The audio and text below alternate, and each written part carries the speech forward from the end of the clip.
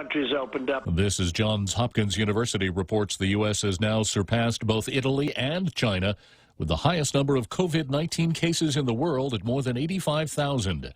New York still the worst of the hotspots with 365 deaths. The president tweeting a short time ago he's just wrapped up a conference call with China's President Xi discussing the coronavirus outbreak in great detail. Also saying he's developed a strong understanding of the virus, which has killed 24,000 people around the globe. The outbreak taking its toll on the economy. Weekly unemployment claims soared to a staggering 3.3 million people. It's a lot of jobs, but I think we'll come back very strong. The sooner we get back to work, you know, every day that we stay out, it gets harder to bring it back very quickly. On Capitol Hill, the House moved to stop the bleeding, advancing the $2 trillion fiscal stimulus bill, a vote possible tomorrow. But there are still lingering concerns about the measure. Republicans troubled by a provision that could pay people out of work more than they were making while employed. And already indications that by the time President Trump puts pen to paper to sign it, more will be needed. Fox's John Roberts at the White House. A milestone Thursday, the first launch for the U.S. Space Force. 3, 2, we have ignition. And liftoff of the United Launch Alliance Atlas V rocket with AEHF-6 on the first mission for the United States Space Force. The payload, a satellite to help the U.S. military with secure communications around the globe. America is listening to Fox News. As we stand up to coronavirus by standing back with social distancing, Bank Pacific reminds you that you can come to the bank without going to the bank. Use many of our other delivery platforms like online banking at bankpacific.com, accessing cash at our ATMs, shopping with our debit cards. For businesses, we have secure cash and check drop windows, and we are employing a new smarter mobile app with remote deposit capture in the next few weeks. We're all in this together, and together we will win. Bank Pacific. Where others put branches, we place roots. Member FDIC. Guam is home to strong and resolved people. As an island, we regularly deal with the destructive forces of nature together. We at Security Title know that when the storm passes, our families and neighbors will join together to clear the debris, to barbecue whatever is thawing in our freezers, and get back to the business of wholeheartedly living our lives. As our island struggles with the effects of the COVID-19 pandemic, let us remember that this too shall pass. The FDA approving the use of plasma injections to help seriously ill virus patients. Scientists are saying this really could have a huge impact on some of the overcrowded hospitals we're seeing around the country. This is not a vaccine. This approach takes the antibodies of someone who already beat the virus and recovered and transfers that to someone sick. This is a method previously used during past epidemics, China starting this process in February. The turnaround could be as quick as a day between a donation and a transfusion to someone in need. The FDA approving the use for compassionate care, meaning the very sick. But there's also two other uses that could come in the future. One, to prevent people's symptoms from getting worse, and the other from preventing people from getting sick altogether. Fox's Alex Hogan. There's also word that a rapid coronavirus test kit could provide results in 15 minutes, and that could be approved soon as well. Venezuela's President Nicolas Maduro warning Washington that he's ready to fight now that the U.S. has indicted him and offered $15 million for his arrest on drug trafficking charges. Indianapolis will be a lot quieter Memorial Day weekend. The Indy 500 delayed until later in the summer over the virus. Despite the pandemic, life and the celebrations of it go on. Despite a statewide stay-home order, Hannah Chung of Los Angeles was able to make her fiancé Jason's 30th birthday extra special, inviting 76 neighbors in their apartment complex to sing for him out their windows. 2, 1, happy birthday. Hannah sharing a TikTok video of the social distancing surprise. She slid handwritten invitations under the doors of each of their interior-facing neighbors, asking them to be ready to celebrate at exactly 2 p.m. Hey! Thank you. Kristen Goodwin, Fox News. And I'm Jack Callahan. This is Fox News. Coffee Day, this is Congressman Nicholas. The federal government is making $7 billion in small business disaster loans available for small businesses impacted by the coronavirus. If you would like more information, please contact our office at 671-475-6453 or our local Small Business Administration office at 671-472-7419. You can also email our office at michael.sanicolas@mail.house.gov. God bless you and God bless Guam. This ad was paid for with official funds from the Office of Congressman Michael F.Q. San Nicolas.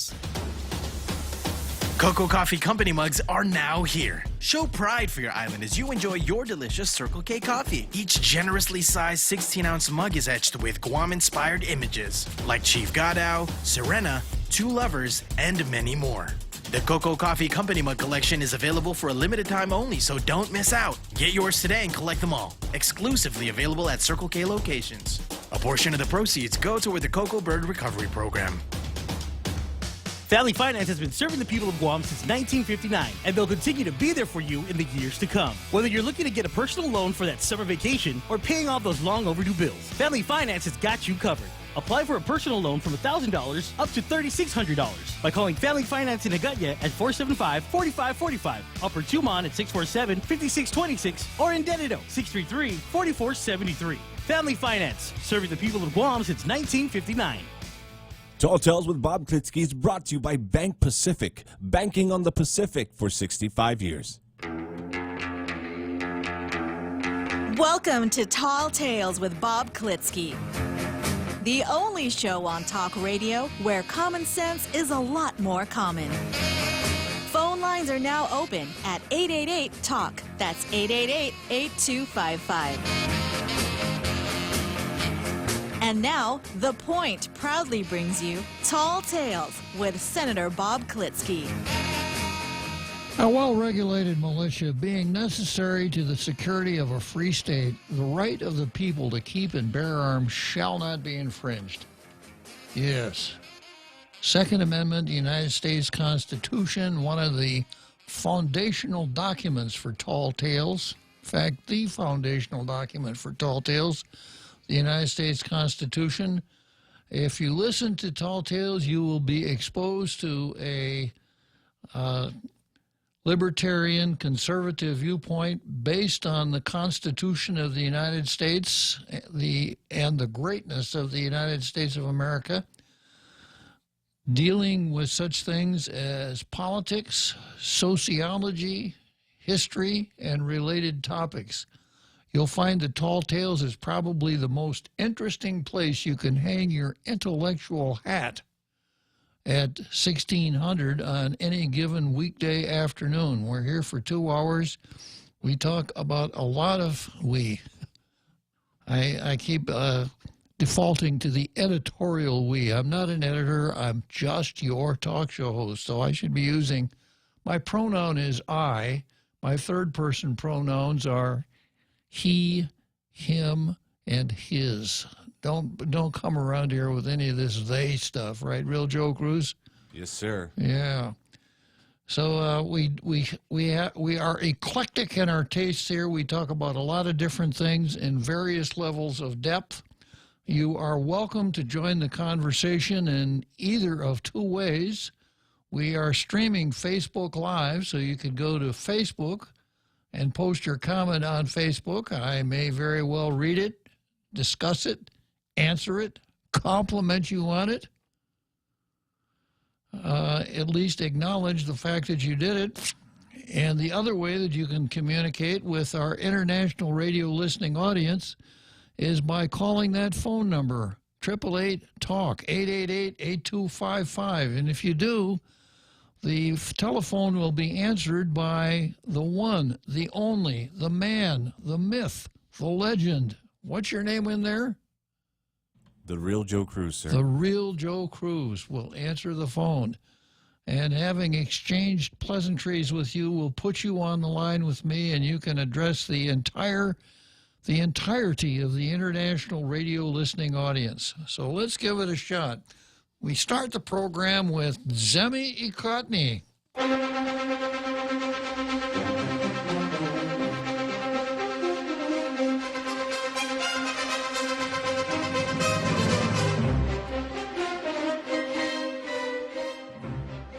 So yesterday, the Daily News actually had a local editorial, wonder of wonders. But we're back in the groove now.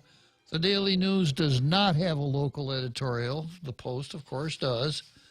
So I look at the two editorials, check them out for errors, check them out for good English usage, good grammar, etc. Responsible theoretical composition, factual accuracy, etc. And having done that, I assign the coveted blue star to the better of the two editorials, which 9 times out of, or as you were 20 times out of 10, is the Post, because the Daily News doesn't write editorials except on rare occasions.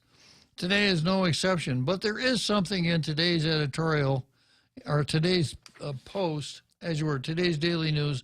Of course, it's from a law professor who is a member of the USA Today Board of Contributors. But it makes a little bit of sense. So, you know, even a broken clock tells the correct time twice a day. So this is how it sounds. Thank your grocery clerk. When you head out to the grocery store, carefully avoid too close contact with other people, and then rush home and wash your hands. It's made possible by the man or woman at the cash register who's there for 8 hours or more, usually without even a mask, ringing up everyone's purchases. And if you see them, also thank the people stocking the shelves, many of whom work all night to refill spaces emptied by shoppers the day before. And thank the warehouse men. Whoa, that's dangerous. Warehouse men? Oh, don't let the feminazis hear you say that. They would want you to say warehouse people or the warehouse persons. I'm going to stick with warehousemen and thank the warehousemen and truckers and all the other people in the supply chain who have ensured that however bare the stores become, there's more available in short order. These employees are frontline soldiers as much as anyone, and I've said that before. You know, the folks over there at Payless and the other grocery stores, they try to keep their social distance as much as they can, but they keep on coming to work. They take a licking and keep on ticking like the old Timex wristwatches used to. And if they weren't there, we would be in a world of hurt because obviously we got to get to the grocery store to stock up on chow. So the next time you go into one of the grocery stores and you check out, how about just saying, hey, thanks a lot for being here. I recognize that everybody else is staying home. Everybody in the government's staying home and getting paid for it. And the folks in the grocery stores are probably as exposed as to much danger as anybody on the island, but they keep on working. Perhaps we should ask members of our legislature, our 15 senators, if they would like to do a gig at one of the grocery stores. They seem to think that the legislative building, the legislature hall, is too dangerous for them. So Tina Rose Munya-Barnes, the Speaker of the Legislature, declared no session until further notice. Now, if this happened at the grocery stores, we'd call it a strike. So I guess it's fair to say that our senators are on strike. You'll recall that Talina Nelson had a bill that would provide some form of unemployment compensation for those who've lost their jobs. I thought the bill was flawed, but I still commended her for doing it because it might lead to a workable bill if the legislature would meet and consider it. She introduced the bill, asked Tina Rose Munya-Barnes, would you call a special session? Tina said, well, no, this is not emergent enough. And we went from not emergent enough to too emergent to hold a session because of the Wuhan virus. So that's where we sit. I almost said coronavirus, didn't I? Yes. You got to keep an eye on me there, real Joe. I'm trying to. Yeah, it's the Wuhan virus. I ruled yesterday, or day before yesterday, that it's the Wuhan virus as far as Tall Tales is concerned. That's right in there like 12 p.m. being midnight. It's one of those things that is not subject to much debate here on Tall Tales. Okay, let's go next to the Post. And the Post editorial, system for providing cash relief, unemployment benefits must be in place ASAP. And the first two words of the editorial are, at last. That would make the nice title for a song, wouldn't it? I think there is a song called At Last. Yeah, at last my love has come along. Yes, yeah, you're right. Yeah. I forget who sings it, though. A hard one. I give up, Real Joe. I don't know, sir. I think it's a female vocalist, isn't it? You're right. Yeah, it'll come to me in a minute. Is it Greta something or no? I'll figure it out. Yeah, good for you, Real Joe Cruz. Okay, at last, we borrowed these two words from Senate Majority Leader Mitch McConnell, who powered through and worked with his Democrat counterparts to move legislation through Thursday, Guam time, that would put cash in the hands of everyday Americans who are suffering financially from Wuhan virus economic downturn. On Guam, most businesses have stood still with a few exceptions. No cash is coming into the pockets of thousands, possibly tens of thousands of workers in the private sector, and their employers too. Most Guam residents are waiting for immediate financial relief. And this time it looks like once the House of Representatives okays the financial relief as soon as today, Guam time, the money will soon arrive. If this Senate version survives, every tax-paying Guam resident will get a one-time cash aid of $1,200. A married couple filing jointly will receive $2,400, with the exception of high-income earners. Well, that lets you out, Real Joe Cruz. Right again, sir. Yeah. There would be a $500 additional cash assistance for each child if the Senate version passes. In the states, taxpayers are expected to receive the money quickly through direct deposits or mail checks. That's because they are on the Internal Revenue System database. They pay their taxes into the federal government, the national government, actually. The U.S. Treasury already has the list. On Guam, Delegate Michael San Nicolas said the Department of Revenue and Taxation would have to generate a list of taxpayers so the U.S. Treasury will be able to write the checks. And the Rev Tax will base that list on taxpayers who filed either 2018 or 2019 tax returns, San Nicolas said. As written, the legislation doesn't have a mechanism for giving cash into the hands of Guam residents who didn't file tax returns for either 2018 or 2019. Serves them right, the scofflaws, trying to get out from under paying taxes. We need GovGuam to get this list ready so there will be no further delays to the tax filing members of Guam. And now, if a Guam resident didn't file tax returns, there will be no cash from the federal assistance, the delegate said. The Wuhan virus relief bill has various programs to help the government of Guam, consumers, and small businesses, and more details from GovGuam should be shared soon. Another, more sustained assistance for Guam's laid-off workers is the Unemployment Benefits Program. Guam doesn't have an existing unemployment insurance program, so the Guam Department of Labor and Guam Economic Development Authority will be working with the U.S. Department of Labor to establish a mechanism so that unemployment benefits will be displaced, I think they mean dispersed, to Guam workers, said the governor's policy director, Carlo Branch. Ricky Hernandez, deputy administrator of the Guam Economic Development Authority, who is taking the lead in the Wuhan virus-related federal relief, said he's also coordinating with Rev Tax on putting together the documents that the federal government would need for the direct assistance. GovGuam will also work with the federal government on the process for implementation once Phase 3 of the Wuhan virus relief becomes law.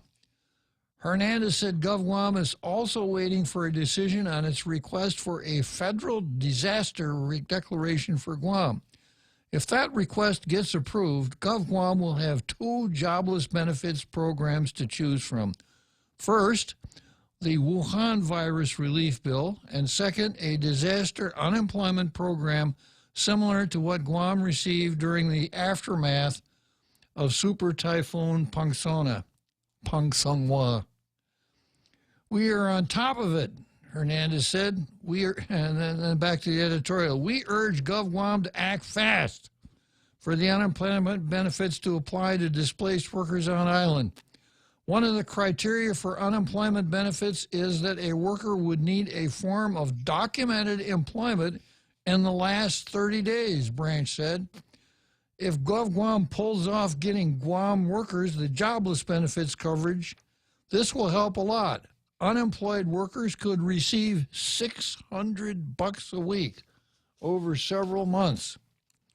The unemployment benefits coverage will be the key to the economic survival of our everyday private sector workers, at least until our economy picks up again. Our working men and women in the private sector need to know they're not going to be left to fend for themselves without paychecks. It would help to ease their worry if they get an update from the government every day.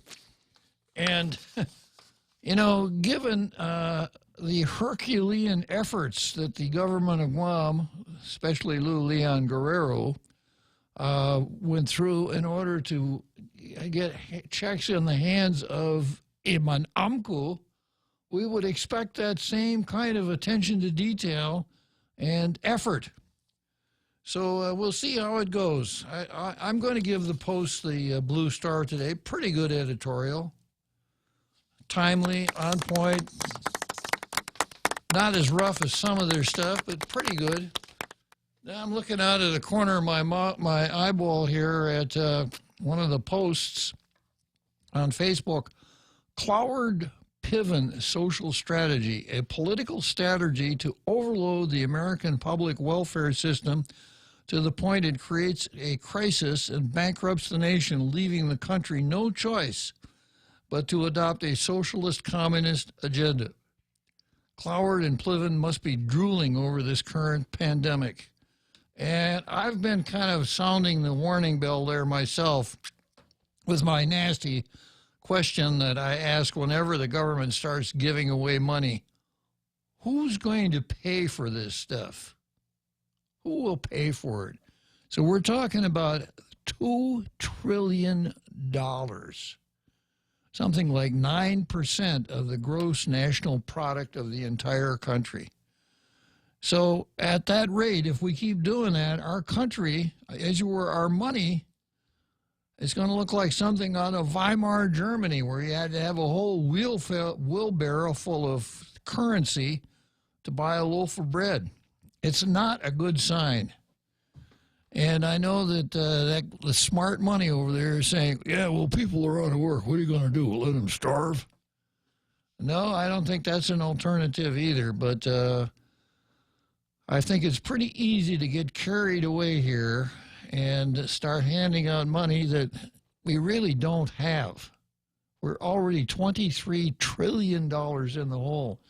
And I've got some stuff on the card that gets into that very thing. That's one of the things that's on the card where Nate horns in on one of the points. Okay, so good observation. That's coming from Andrew. The let's see, what's it called again? The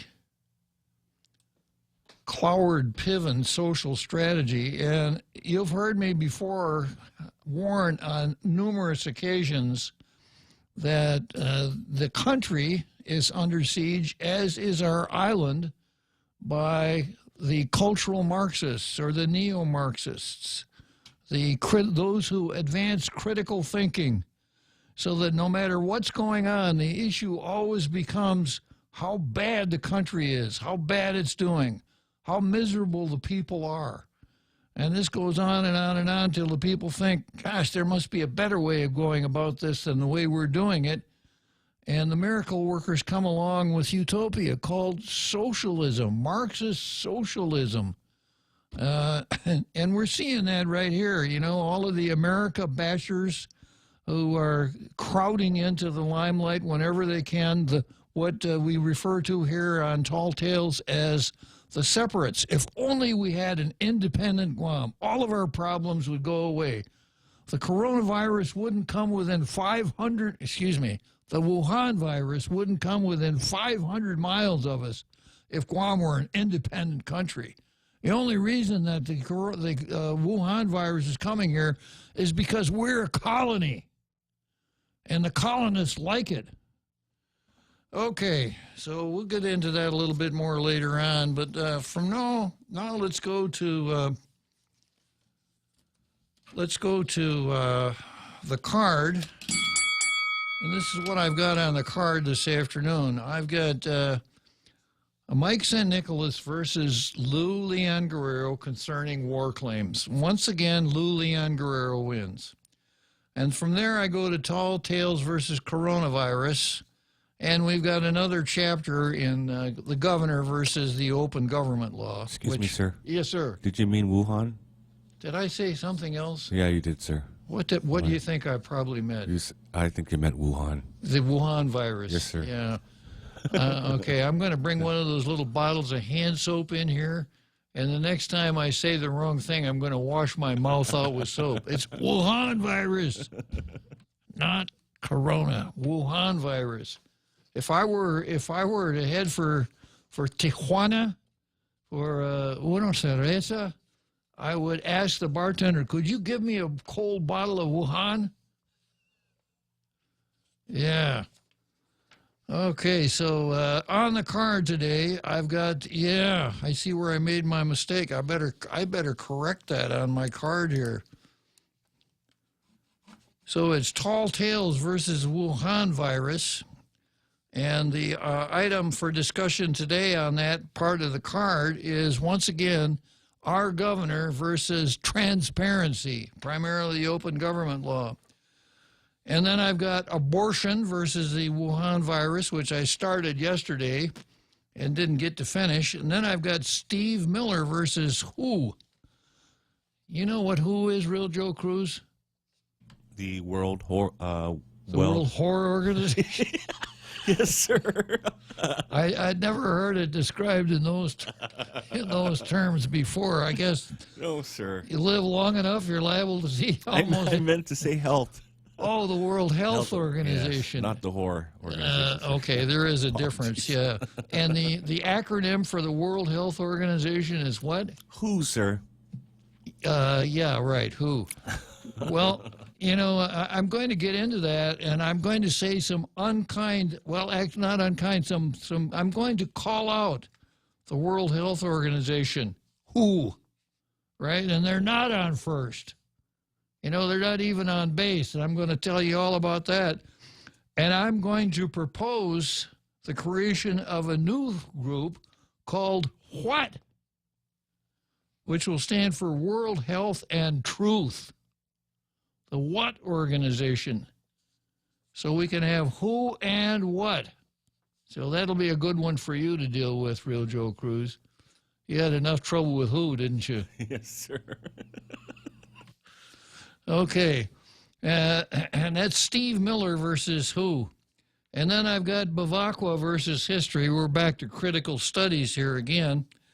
And then I haven't gotten to it yet, but it's more of the same thing. It's sex 2020 versus sex 1964. And then I've got Nate Horning-In versus Ben Sass. So let's start out with the first item on the card here. Mike San Nicolas versus Lou. And this is an article that ran in the Post. All of the news, all of the outlets will cover it. And it's President signs H.R. 1365 war claims legislation into law. And there's a press release from the White House, etc. Michael St. Nicholas introduced the bill. And the third paragraph in the story is, the local government has been paying out war reparations, and at last count, it exceeded $9 million. That money is supposed to be reimbursed to local coffers with the passage of this legislation. And, of course, there's a picture illustrating on the top of the story, and guess what the picture is? World War II survivors wait in line outside the Guam War Claims Processing Center at the Hakabotan building in Tamuning on January 24. So Mike did it. Mike did it all. There wouldn't be any war claims at all were it not for Michael St. Nicholas. Who gets all of the credit for it? Not Michael St. Nicholas.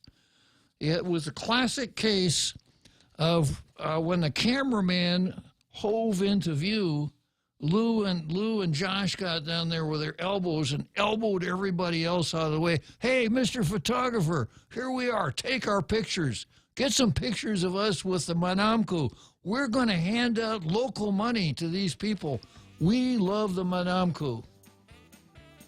What about, Governor, what about Michael St. Nicholas? Michael who? What's he got to do with this? Okay, let's take a short break and we'll come back to the card. If you've ever struggled for breath, you know what a scary experience it is. Whether you have asthma, emphysema, COPD, lung cancer, or another respiratory illness, the right medical treatment makes all the difference. GRMC's Pulmonology Clinic has the latest technology and respiratory equipment, staffed by world-class pulmonologists. Make an appointment today with GRMC's Pulmonology Clinic and start breathing easier. GRMC, where patients are partners. Brains, beauty, and a lot of power. What more could you want? The new Samsung Galaxy S20 is the phone that will change everything. With revolutionary technology, the S20 will unveil a whole new world for mobile photography by introducing a 108 megapixel camera and an amazing 100 times zoom that lets you find shots that never existed. Come into GTA today and experience a whole new galaxy. GTA, we start with you. Tall Tales with Bob Klitzkie is brought to you by Security Title, providing solutions for complex real estate transactions. Welcome back to Tall Tales with Bob Klitzkie, Guam's single voice of reason. Call now, 888-TALK. That's 888-8255. Okay, so here we are, back again, Tall Tales, and just a couple more words here. I complimented the Lujan Guerrero administration repeatedly on the way she played the public relations card throughout the war claims process. And of course, we all know that Madeline Berdalio screwed it up. Michael St. Nicholas came along and fixed it, and had Lujan Guerrero done nothing whatsoever, Michael St. Nicholas still would have fixed it. But Lou saw a way she could use our money, my money, your money, and pay it out and get reimbursed by the feds, and thereby grabbing off most of the glory for herself. Because most of the old folks, if you say, did you get your war claims check? Yeah. How did it happen? Well, you know, Governor Lujan Guerrero, she's the one who got it for us.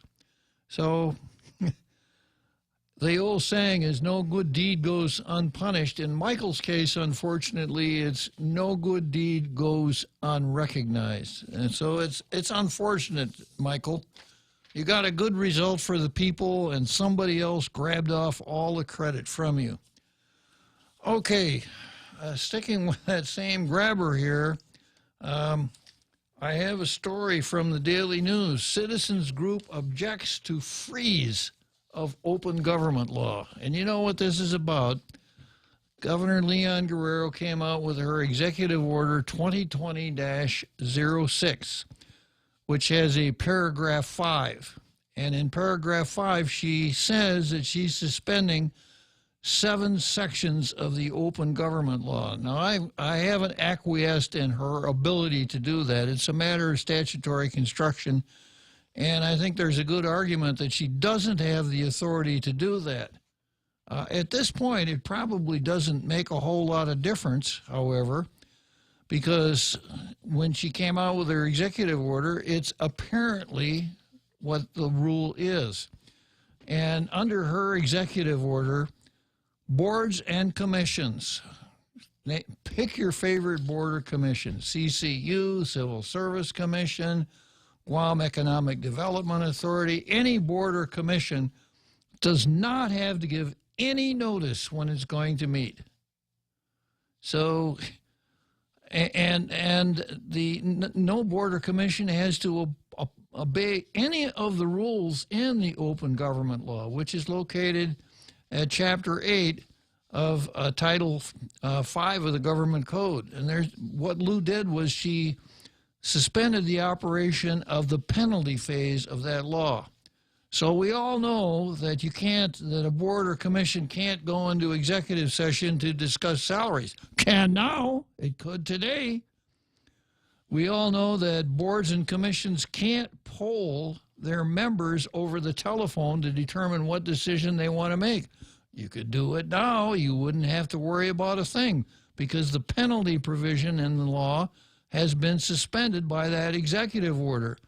So you could have a situation where let's just take it hypothetically. Let's say that the executive director of an agency says, you know, I'd really like to have a salary increase. I'm the only director who hasn't had a salary increase for the last 3 years. Does this sound like it could have really happened? Yeah.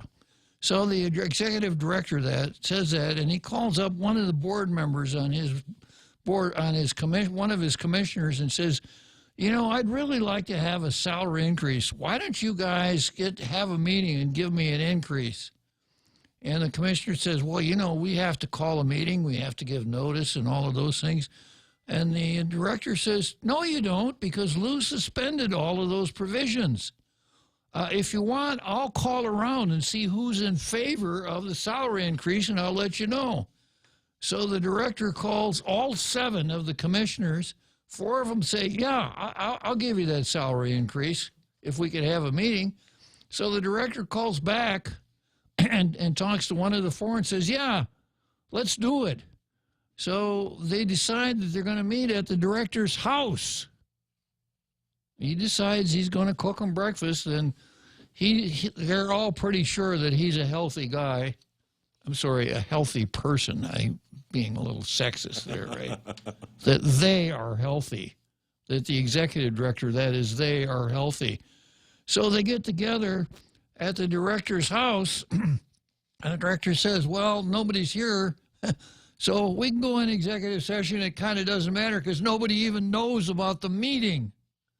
And the director says, I'd like my salary to go up to $150,000. And 4 of the commissioners say, yeah, we're for that. And the director has a resolution that the 4 sign, and that's the end of that. And then they say, you know, that was so easy. You know that project that we have $400,000 in our bank account to spend? We could do that now. We don't have to wait. We don't have to go through all this red tape. Somebody could just make a motion, and we could build that project right next to my house. Oh, you want it next to your house? Yeah, it would really improve my property values. Oh, okay. So moved. Is there a second? Yeah. All in favor? Aye. Okay. Director, draw up the resolution, and they do it. And they take care of a couple other matters like that. They decide to adjourn. They get on, the executive director gets on the phone with the employees and says, I want you to do this, this, and this. I want you to raise my salary to $150,000, et cetera. And you know what the people think about that? Nothing, because they don't know about it. Because nobody knew when the meeting was going to be held. Nobody knew that the meeting was held. Nobody knew what action was taken, and they won't until quite some time thereafter when it all finally bubbles to the surface. But then it'll be okay because the Attorney General will sue, right? No, the Attorney General isn't going to be able to sue.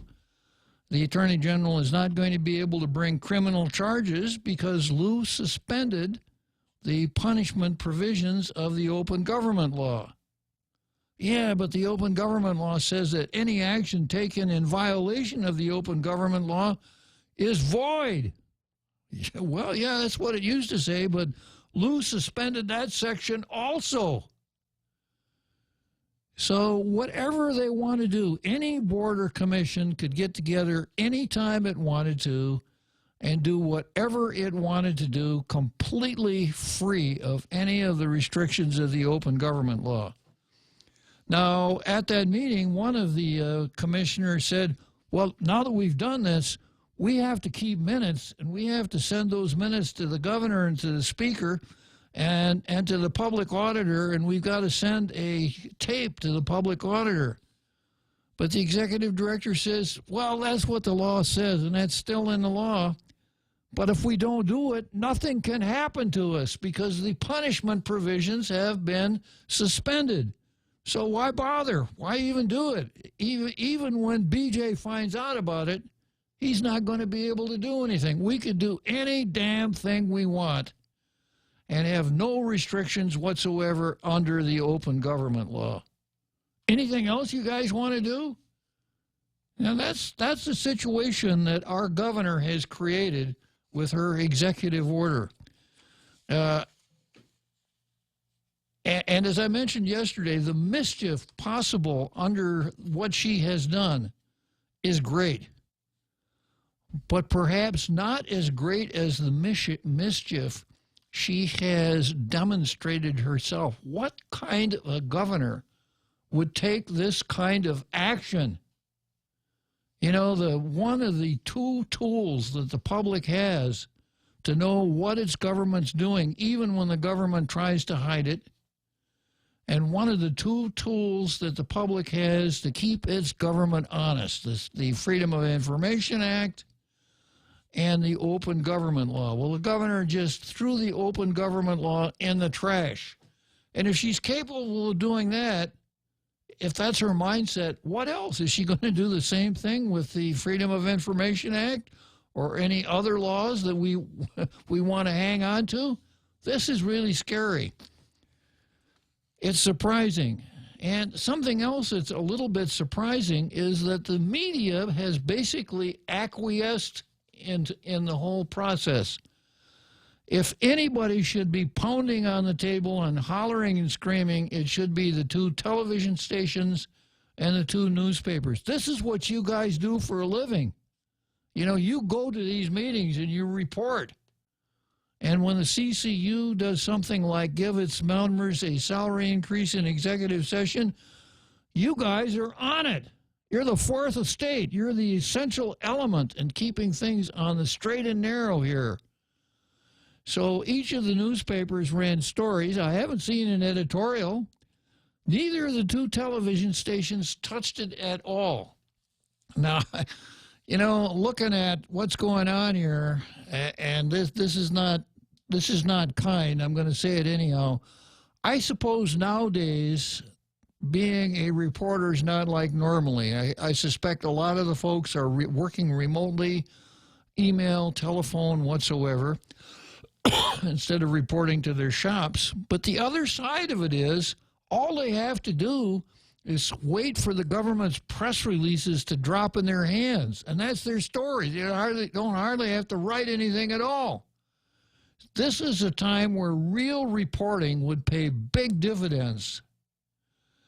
And then the other side of it is, of course, I suppose that when I see a slippery slope that I feel like I'm on the top of it, I wonder how easy it's going to be to slide down that slippery slope. Once the governor gets the idea that she can play fast and loose with the transparency aspects of our government, why not do away with transparency? The better to do other things that are convenient. Not a good situation at all. So I've got this article that ran in the Daily News last night, this morning's paper, right? And it kind of goes through it. I don't think it's hard-hitting enough. But just reading the executive order and looking at the statute without listening to a rant like mine doesn't really perhaps strike you as to how dangerous it is. But this is what I pulled out of this article that I think is just shocking. And I'm going to read a little bit of this article by a lead-in. Boards and commissions still are required to keep minutes of their meetings, however, and must be submitted to the legislature and the governor. They're also required to record their meetings and give the Office of Public Accountability the recording within 7 days. OPA posts audio recordings of government meetings on its website. But as I mentioned and during my little rant, if the board or commission doesn't do that, nothing is going to happen to them. There's no reason for them to do it because they won't be punished for not doing it. And then, of course, for the citizen, even if they did it, the citizen wouldn't know when the meetings were held, so wouldn't know when to check to find out what happened. Then the article goes on to say, the governor has said the temporary changes to the open government law, in effect until at least April 13, were requested by, guess who? The Attorney General. Yeah, I thought the Attorney General was supposed to be on our side, looking out for people, not standing, not whispering in the governor's ear saying, hey, governor, here's how you can get around this law that's supposed to protect the people, or, governor, come over here. You know, kind of like the Attorney General is a pusher for illegal theories. So, in effect, until at least April 13, were requested by the Attorney General to eliminate bureaucracy and allow the government to operate more efficiently during the current health crisis. Eliminate bureaucracy. Now, if the governor or the lieutenant or the attorney general or both of them think that the open government law is bureaucracy, then neither one of them deserves the public trust that has been installed upon them. The open government law is not bureaucracy. It's the public's right to know what its government is doing. It's the only chance that the public has to keep its government accountable. And this news story says that they were requested by the Attorney General to eliminate bureaucracy. You know, this bureaucracy, you know, like freedom of speech and, you know, these other things that citizens rely on. And bureaucracy. And then it says, and allow the government to operate more efficiently during the current health crisis. Operate more efficiently by keeping the people in the dark. You know, if the people don't know what's going on, they can't holler and scream. They can't complain. It's a lot more efficient. And, of course, whenever we get into talking about bureaucracy and efficiency, et cetera, I'm an inveterate train traveler. I love to ride on trains. I'd much rather ride in a train than in a car. And, of course, when it comes to trains, one of the problems with riding the trains is that sometimes they're not on time. But there was one chief of state who was famous for making the trains run on time. He brought efficiency to a railroad system that hadn't been efficient before. He made the trains run on time. You know what his name was, Real Joe Cruz? No, sir. Benito Mussolini. Ah. Yeah, so let me read this sentence again. Were requested by the Attorney General to eliminate bureaucracy and allow the government to operate more efficiently during the current health crisis. So we just brush aside the open government law and the rights and prerogatives that ascend to citizens because of it, because it's more efficient. Yeah. This is not a good day to have to deal with this coming from our governor. Not a good day at all. Okay, 10 minutes to 5. I'll be back in a few minutes. Finish this up before the big halftime show, and then we'll go on to abortions. GRMC's cardiology department treats most complex heart problems. In our catheterization lab, cardiologists use imaging equipment to treat clogged arteries that can cause heart attacks or heart failure. We perform balloon angioplasty, stenting, and other life-saving cardiac procedures. If you suffer from a heart condition, have your provider refer you to GRMC's cardiology clinic at 645-5500. GRMC, where patients are partners. Everyone has a busy schedule these days, and sometimes we forget to schedule our routine dental checkup and cleaning. Don't neglect your dental health. Schedule one today with Dr. Robert Yang and his Smile team, conveniently located at the East West Business Center on Marine Drive, Upper Tumon. Call us today at 647-8702 or 3.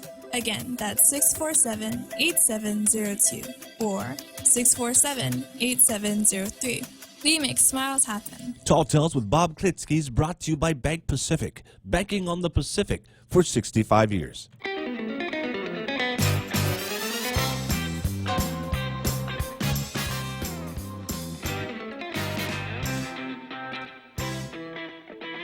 Great music, Real Joe Cruz. It's too bad we have this Facebook Live streaming restriction.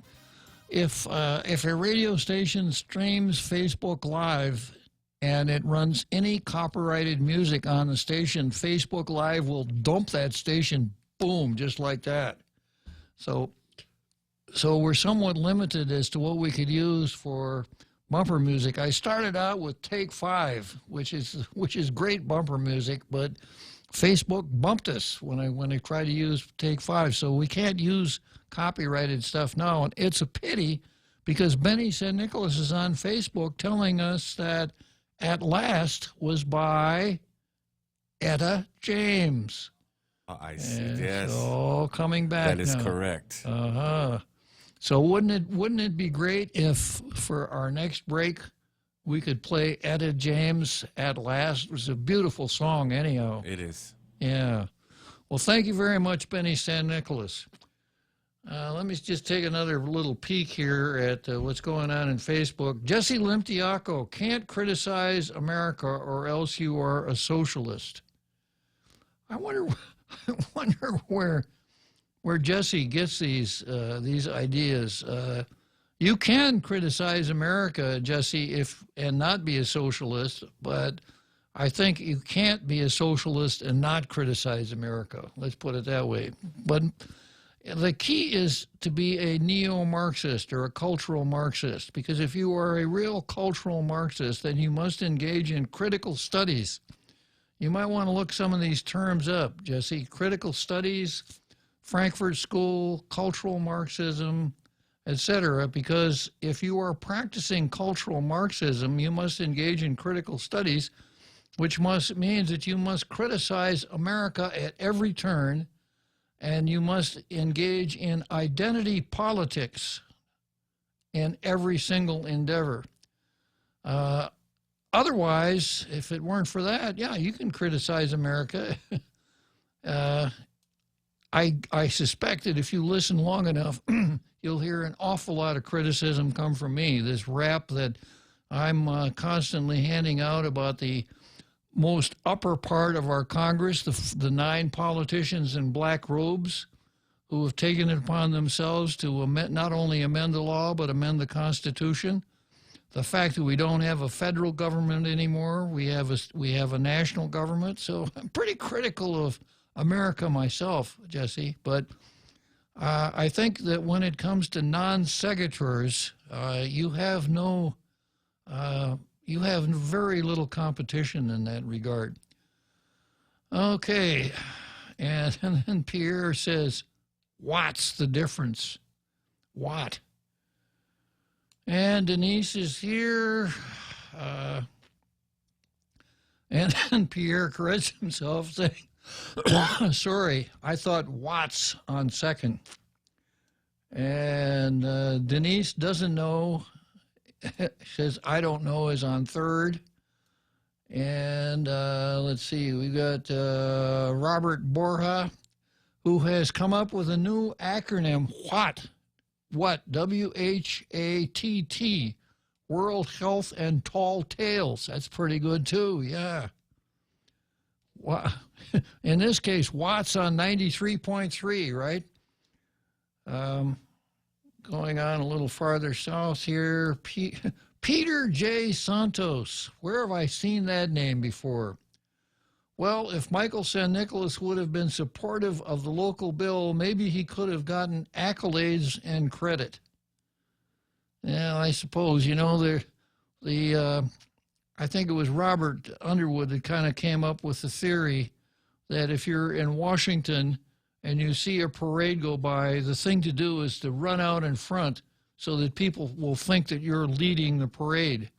So Michael was leading the parade, but certainly that isn't how the optics turned out. And Lou, for all of her optics and grandstanding, probably speeded up the process by about 6 weeks now that the president has signed 1365. My suspicion is that the checks will probably be in the mail within the next week or 10 days. It won't be necessary to go down to the Hacko-Botan building. Won't be necessary to stand in line. But, of course, people are going to be coming around to glad hand you and slap you, pat you on the back, and et cetera, and get you to pose, et cetera. Kind of taking the fun out of it for Lou. Frenchie says, why would he support a bill that was aimed at hurting his efforts? Talk about inanity. And then Denise says, let's see how Minnie Mouse will steal Mike's thunder when the president signs that stimulus package. And Jesse Limtiaco, was the War Claims Review Commission Act something Michael San Nicolas created? If so, I guess you could give MSN all the credit. No, it's not something he created. But you can give him all the credit because had it not been for his efforts, there wouldn't be any checks coming out and there wouldn't be anything to reimburse Lulu stuff. Jesse says, what thunder? You cat. As if Guam is the only U.S. territory. Jesse Limtiaco, what thunder? You cat. As if Guam is the only U.S. territory. This must be written in some kind of a code. I don't know what the word cat means in that context. Andrew Camacho, let's see, where was I here?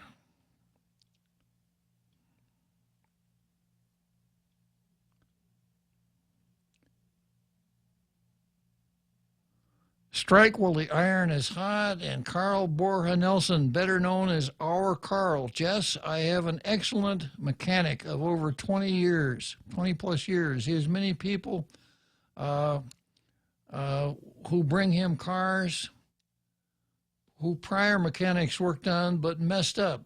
He has to go in and correct their crummy workmanship. What do you think those customers credit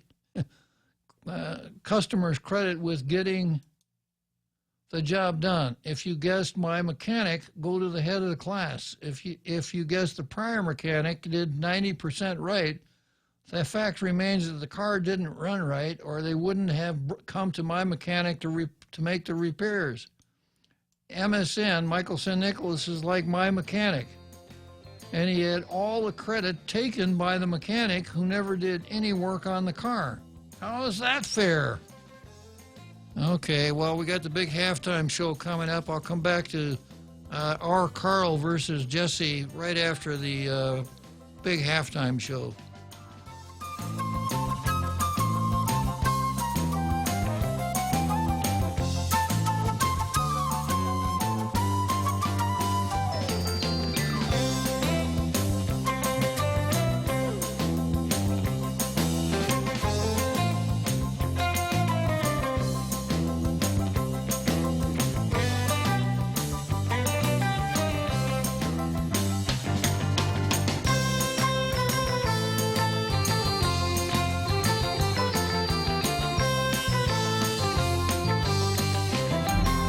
point is KUSG, Hagåtña, Guam, 93.3 FM and 104.3 HD3.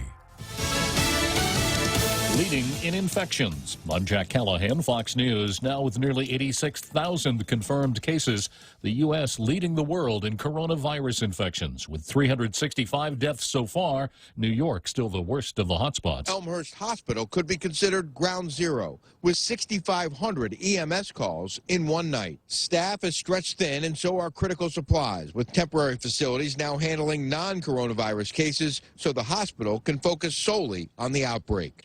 Refrigerated trailers are being prepped to handle the overflow of bodies at Elmhurst and outside the medical examiner's office, building a makeshift morgue as the death toll approaches 400 statewide. New York now has more than 37,000 confirmed infected, which is higher than all but 5 countries worldwide. Fox's Rick Leventhal. Several possible vaccines are now in clinical trials. Some of them will soon start to be mass-produced, as Dr. Anthony Fauci of the Coronavirus Task Force explains. Even before you know something works, at risk, you have to start producing it.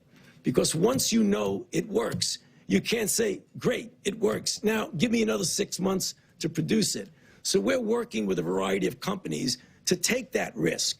With the highest number of cases clustered around large urban areas, President Trump at the task force briefing Thursday said it may be possible to lift restrictions on other parts of the country. We may take sections of our country, we may take large sections of our country that aren't so seriously affected, and we may do it that way, but we've got to start the process pretty soon. The Labor Department reported Thursday more than 3 million Americans applied for unemployment benefits. That's a new record. Despite that, the Dow gained 1,351 points on Thursday.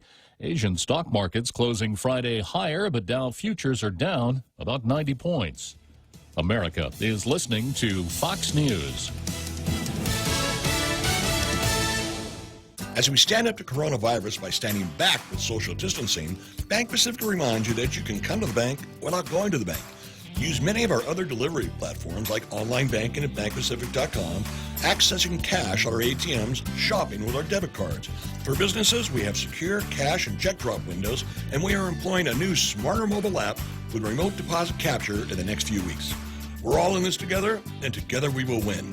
Bank Pacific. Where others put branches, we place roots. Member FDIC. Today, this is Congressman Nicholas. The federal government is making $7 million in small business disaster loans available for small businesses impacted by the coronavirus. If you would like more information, please contact our office at 671-475-6453 or our local Small Business Administration office at 671-472-7419. You can also email our office at michael.sanicholas@mail.house.gov. God bless you, and God bless Guam. This ad was paid for with official funds from the office of Congressman Michael F.Q. San Nicolas. The House will try and pass the economic stimulus bill in a few hours from now. House leaders from both parties hope to approve a $2 trillion economic rescue bill by voice vote, a simple yelling of yay or nay from members. The loudest side prevails.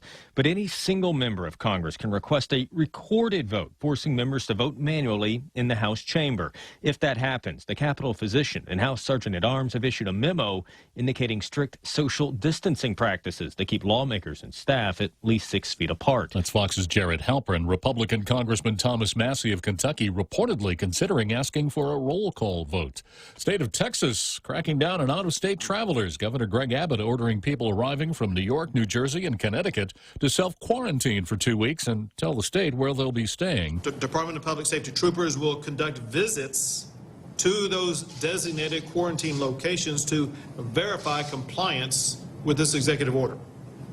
Failure to comply with this order is considered to be a criminal offense. The governor says it's an attempt to slow the spread of the virus. American companies continue to innovate to help with the pandemic. Stephen Ricks with Electronic Theater Controls in Madison, Wisconsin, says they are outfitting some of their lighting fixtures with high-frequency UV lights, which kills the virus. He says the plan is to deploy them eventually to hospitals so workers can reuse their protective gear. Where in the past, you know, in a normal day, if you were wearing a mask or a shield and you came in contact with a person who had a virus, you would take that off and throw it away. Our supplies are so short, they're not able to do that, so they're looking for a means to clean that. He says they are also separately making face shields, which Rick says hospitals and medical workers have already been ordering from them. Jessica Rosenthal, Fox News. And I'm Jack Callahan. This is Fox News.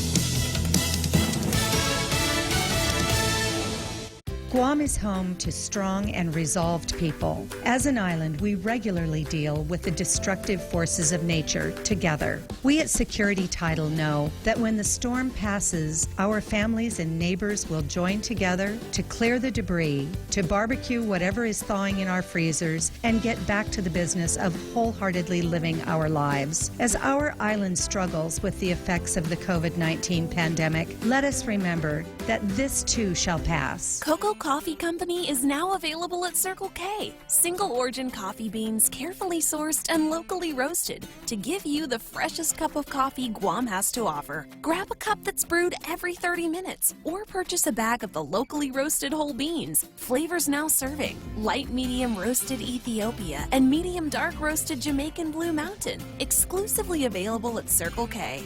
With every Cocoa Coffee Company purchase, a portion of the proceeds will go towards the Cocoa Recovery Program. Everyone has a busy schedule these days, and sometimes we forget to schedule our routine dental checkup and cleaning. Don't neglect your dental health. Schedule one today with Dr. Robert Yang and his Smile team, conveniently located at the East West Business Center on Marine Drive, Upper Tumon.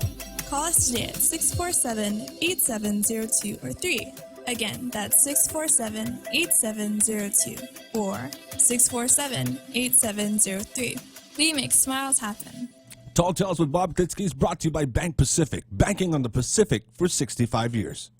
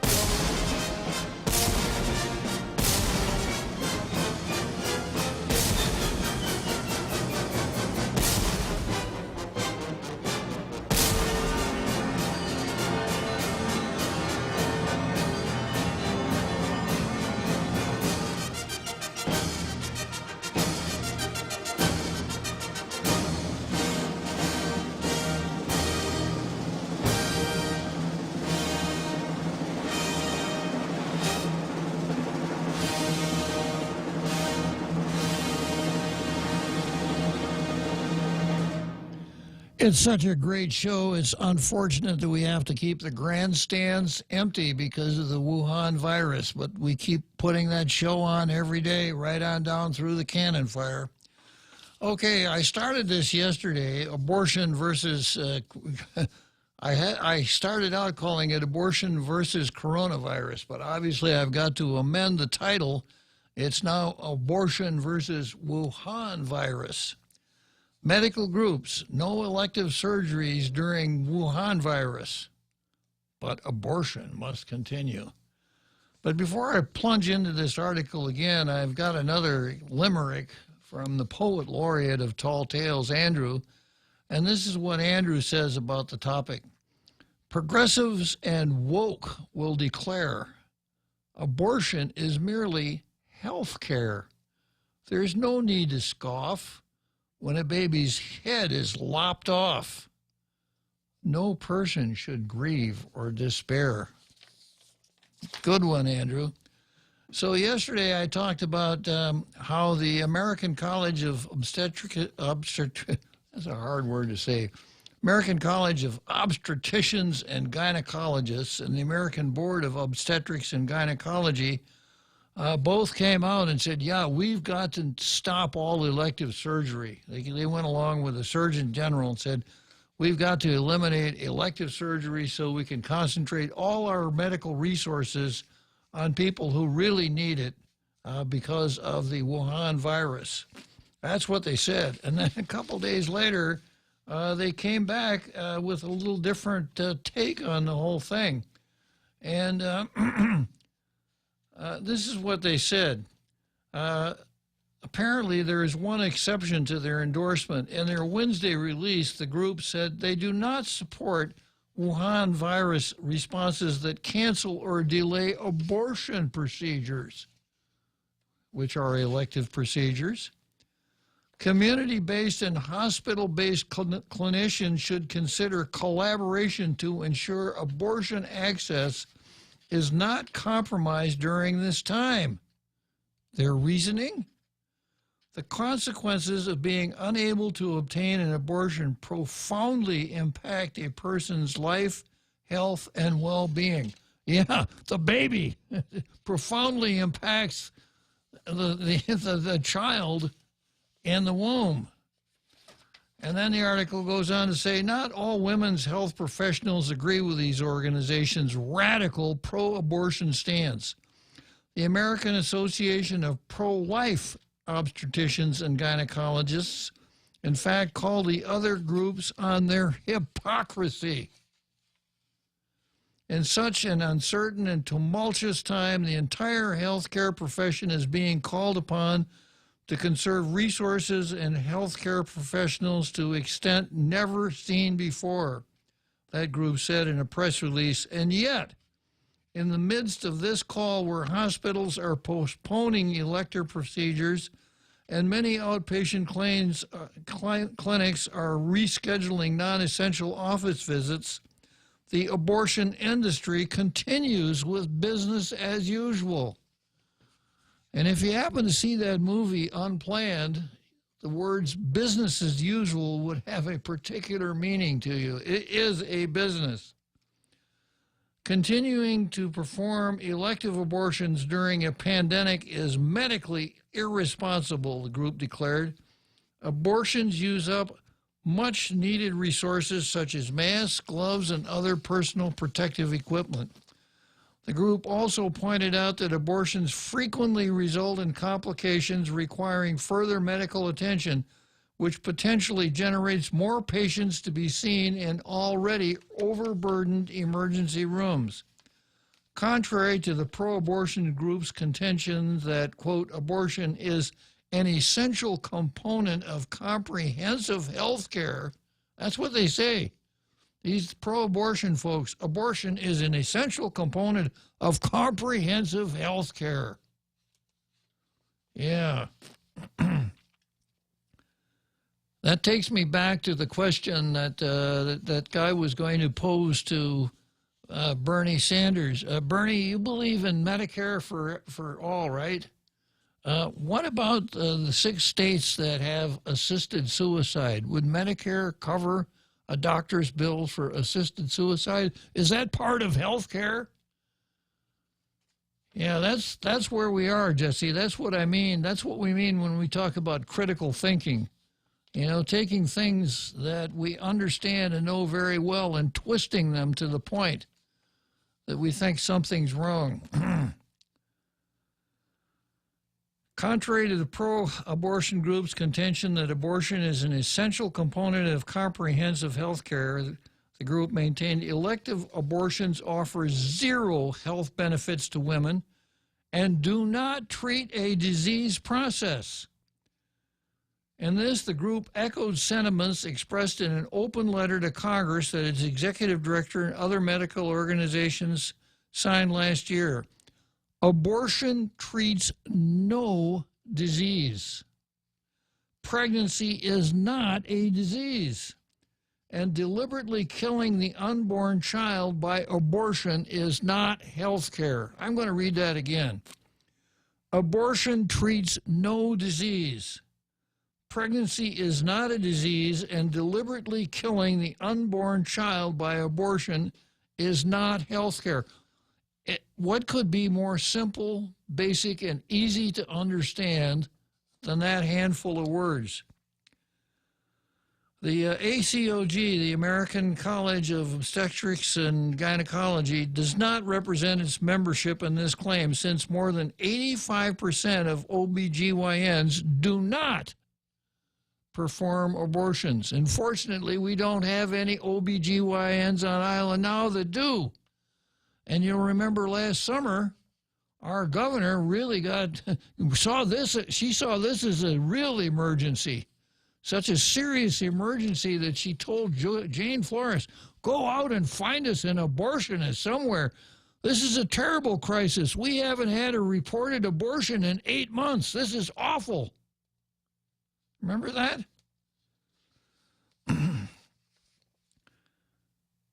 The group went on to point out that other genuinely essential services such as cervical cancer screenings and mammograms are being postponed during the Wuhan virus outbreak. If these potentially life-saving services can be delayed, surely the life-taking procedure of abortion can be put on hold for the duration. In its statement, the group, quote, calls for abortion to be suspended according to the current recommendations pertaining to elective procedures and office visits.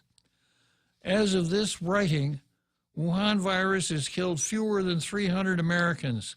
Meanwhile, according to the American Life League, abortion kills over 1,700 unborn Americans every day.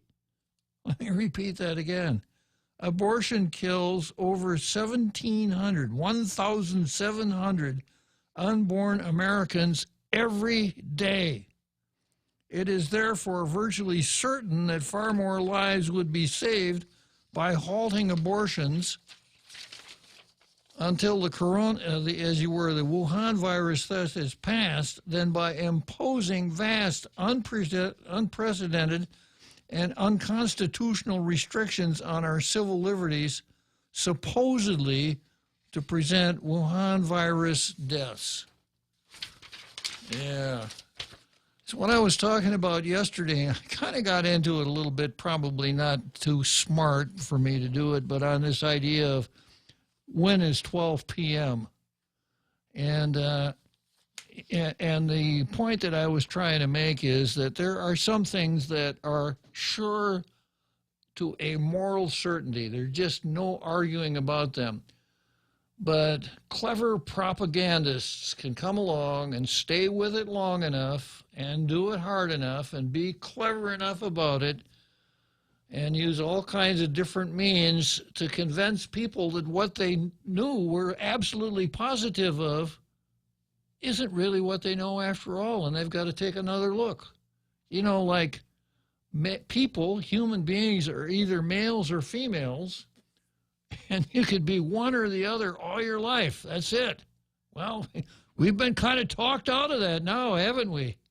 You know, when a child is born, it would be a stupid question to ask the child's father, oh, you had a new baby.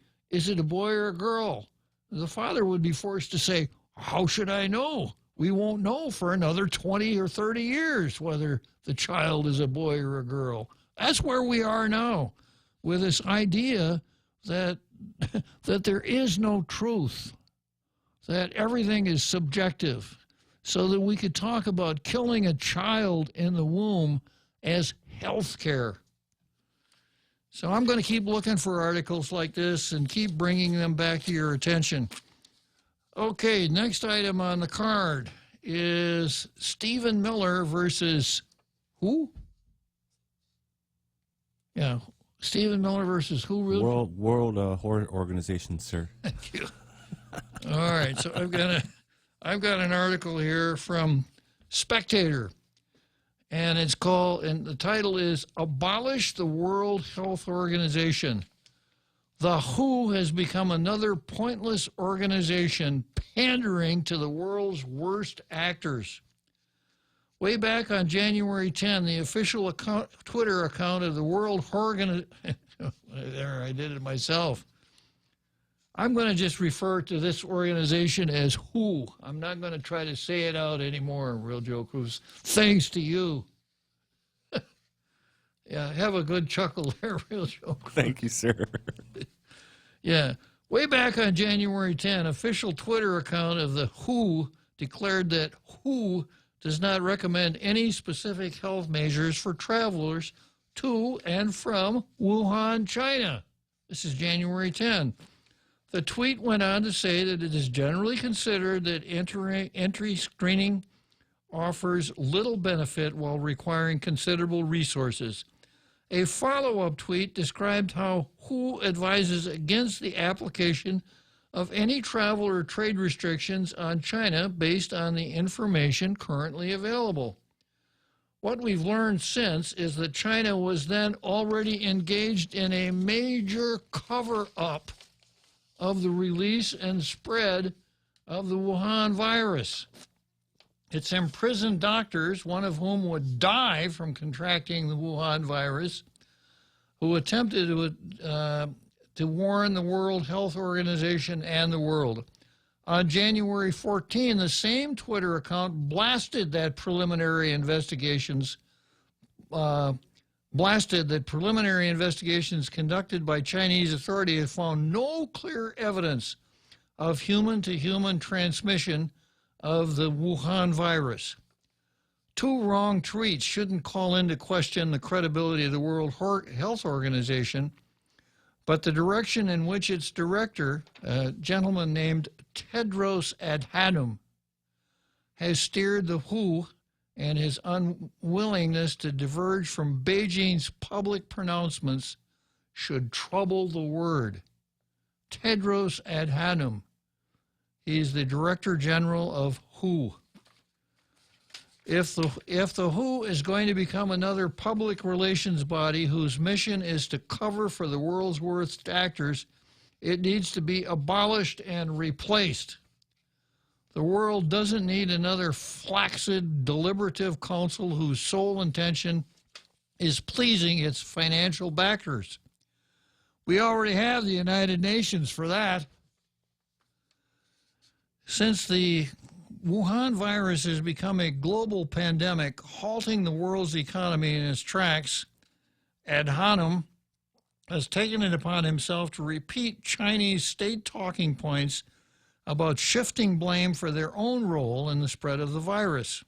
Quote, when fighting an outbreak such as Wuhan virus, we must be guided by solidarity, not stigma. The greatest enemy we face is not the virus itself, it's the stigma that turns us against each other. We must stop stigma and hate. This has been a familiar refrain from the Chinese state, whose government runs forced labor and concentration camps. China repeatedly eludes scrutiny by the not only head of WHO, but sectors of American media as well. Since his appointment as head of WHO in 2017, with the full backing of China and its financial resources, Adhanom has come under fire for his role in covering up multiple cholera epidemics in Ethiopia. Shortly after his appointment, Adhanom bestowed the honor of Goodwill Ambassador on the late Zimbabwean president, tyrant Robert Mugabe. Wow. It was only after a deluge of outrage from human rights groups and WHO members that Adhanom withdrew the award. Adhanom's decision was based partly on rewarding China for backing his appointment. Some speculate that Tedros' decision to appoint Mugabe was a payoff to China, which worked tirelessly behind the scenes to help Tedros defeat the United Kingdom candidate for the job, David Nabarro. Tedros' victory was also a victory for Beijing, whose leader, Xi Jinping, has made public his goal of flexing China's muscles in the world. Beijing and Mugabe had an understanding. He would not criticize Chinese, oh, here it comes. Beijing and Mugabe had an understanding. He would not criticize Chinese colonialism. Wow. Chinese colonialism and exploitation of Africa's resources. You mean the Chinese engage in colonialism? I'm shocked, I tell you, I'm shocked. I suppose this is probably another Joe. No, it's our Carl. Yeah, our Carl is not exactly what you would call a xenophile, one who loves Chinese, right, Carl? Oh, I'm a big fan of the Chinese people. The CCP, the Chinese Communist Party, does not represent the Chinese people.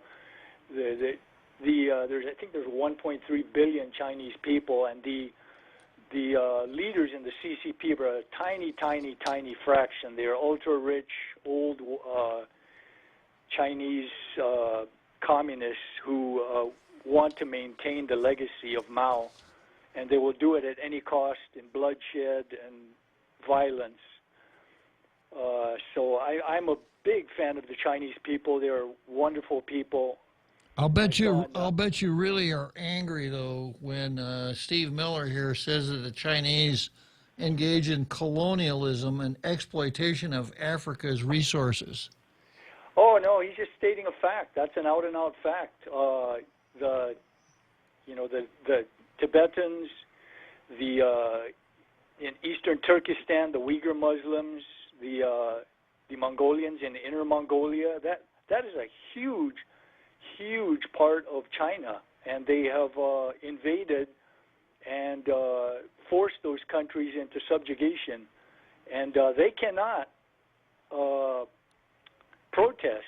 The Tibetans, since 2009, over 100 protested the only way they could. They self-immolated. They doused themselves with gasoline and set themselves on fire, and as their way of protesting the Chinese occupation and cultural genocide of the Chinese people. And when I say genocide again, I mean by the Tibetans' own estimates, over 1.2 million Tibetans murdered, over 6,000 Buddhist temples destroyed, only 6 left standing, the Tibetan language outlawed, thousands upon thousands of Tibetans expelled, including their spiritual leader, the Dalai Lama, to be replaced by ethnic Chinese.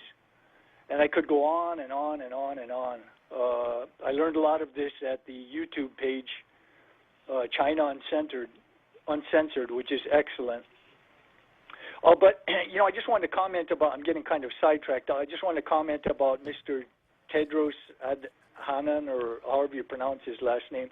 I recently, within the last day, I saw a short documentary on his bio that has been left out on the United Nations page, understandably. He was actually one of the top 3, the third one down, in a communist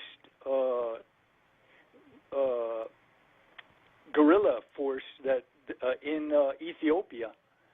So I think there's 2 main groups there, 2 populations fighting each other, or they were fighting each other, and he was in one of them, and he wanted to topple the other one, which was in power at the time. And I actually saw and I signed a petition circulating now. I think it might be in change.org to force his resignation. So it's circulating around the internet. A lot of people are starting to find out just how corrupt the WHO is. They are in the back pocket of the communist Chinese, a small fraction of extremely, extremely wealthy Chinese gentlemen who want to extend the legacy, the bloody legacy of Mao Zedong.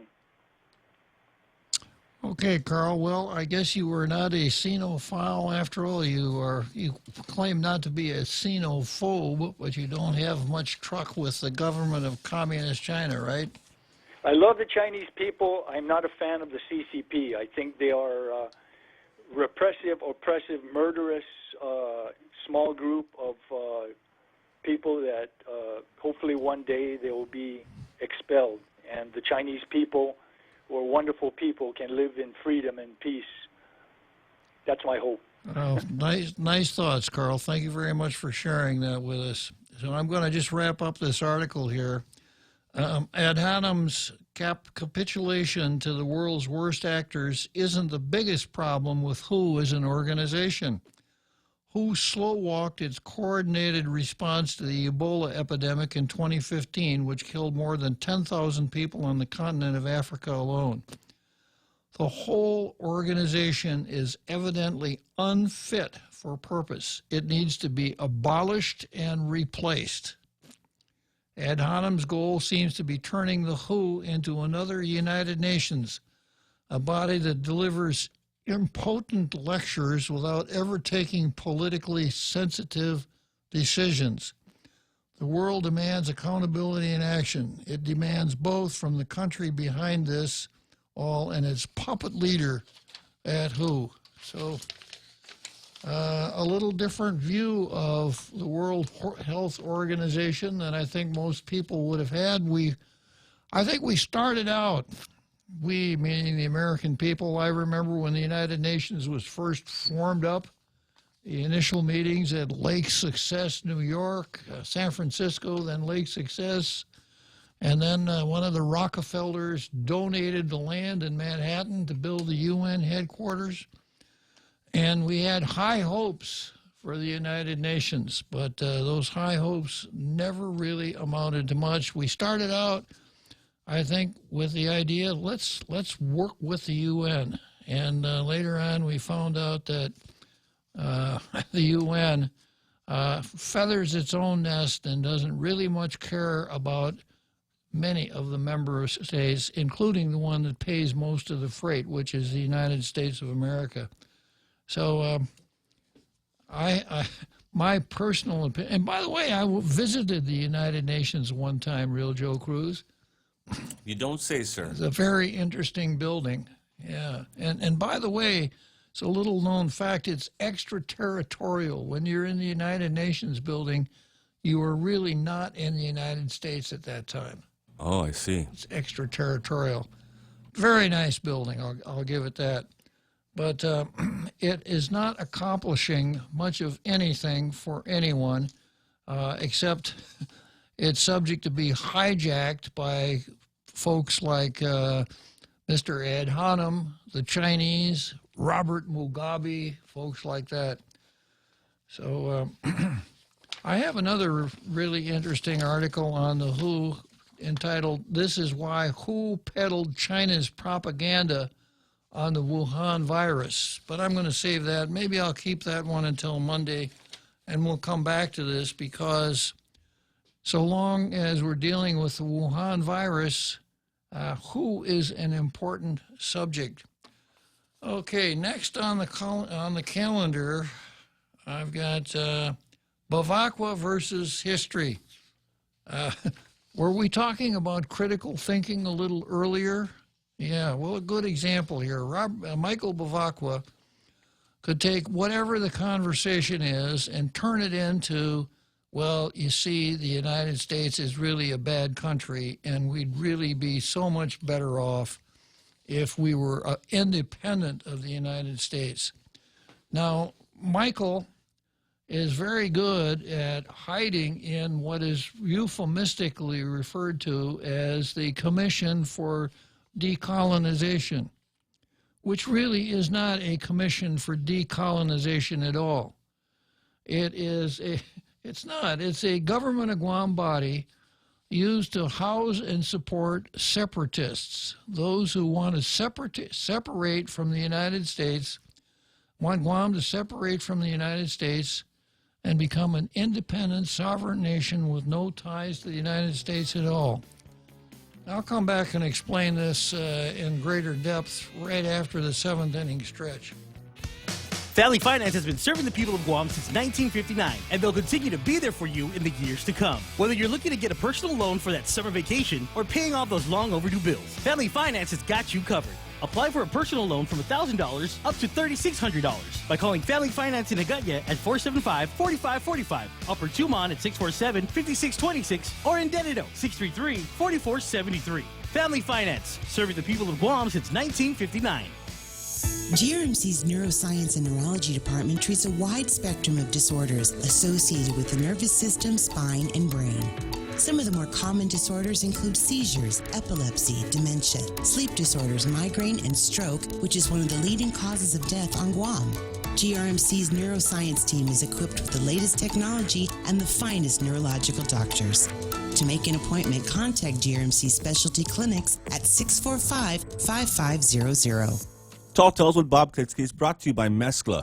Both Mezcla Dos locations will be open for takeout service only from 11 a.m. to 9 p.m. daily. Now, the upper Mezcla Dos is 646-6295, and the lower Mezcla Dos is 647-6296. Get your burger fix at Mezcla Dos.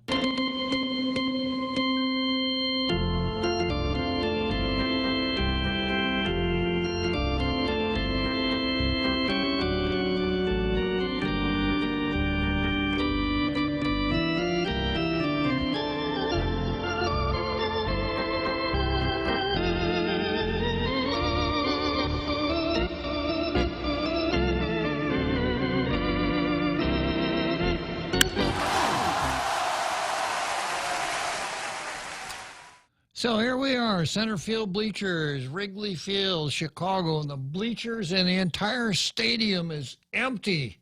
There's not a soul in Wrigley Field right now at all. Bad day for the Cubs. But the Cubs have been through some hard times before. I'm sure they'll come back from this one. So we go from Wrigley Field right back here to the luxurious studios of Tall Tales here in Upper Tumum. And I'm just about to launch into two of Michael Bavacqua's latest columns. And as usual, Jesse gives me a really good entree with a Facebook post, and he says, just disappeared. Where is it here? He says, Bob, why do you always spin what Michael writes? And my answer to that is, Jesse, I don't spin what Michael writes. I unspin what Michael writes. Because Michael has a particular objective in the things that he writes, and his objective is contrary to the one that I seek. And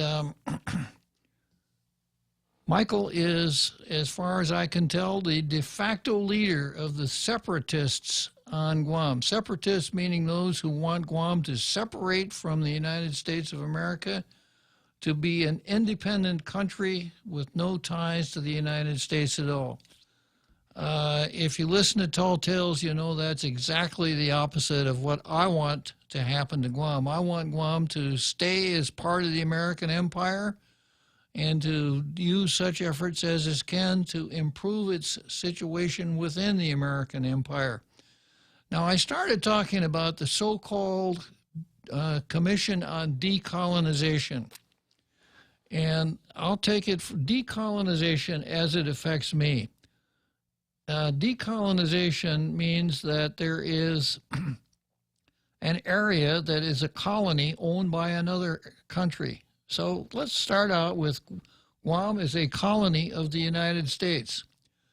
So if Guam is to be decolonized, that would mean that if I stay here, which is I want to do, I don't have a whole lot of time. 81 years old, I probably only got another 20 or 30 years to go, but I want to spend them right here on Guam. I don't want to move anywhere else. I've been here too long. I like the place too well, and I don't want to have to pack up and move. So if Guam is decolonized, what happens to me? And the answer is Michael Bavacqua can't answer that question, because if you scrape the paint and varnish off the Decolonization Commission, it's not a decolonization commission at all. It is a commission for Chamorro self-determination. All right? Now, what do we mean by Chamorro? A Chamorro in that particular context is any person who lives on Guam who is able to, at least in theory, trace his ancestry back to the pre-Hispanic inhabitants of the island.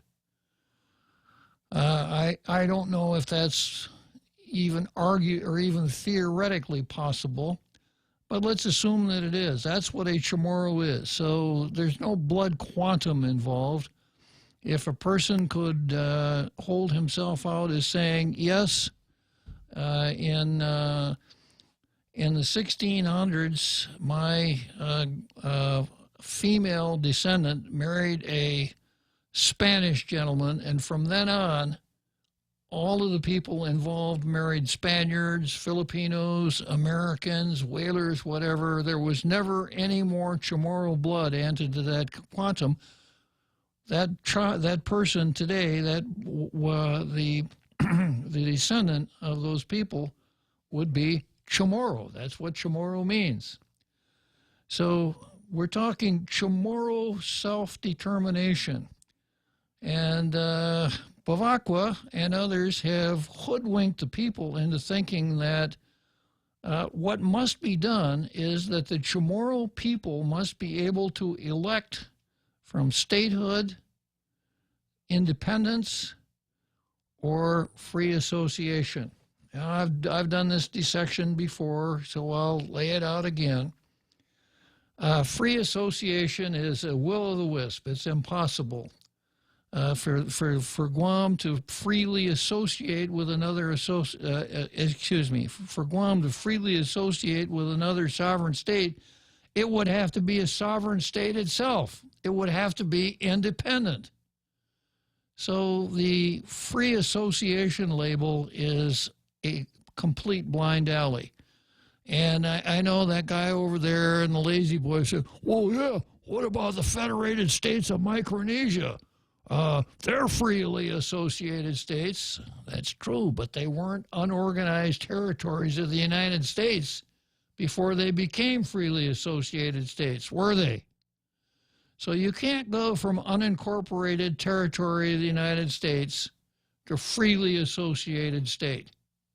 So that's off the table. So that leaves two things left: statehood and independence.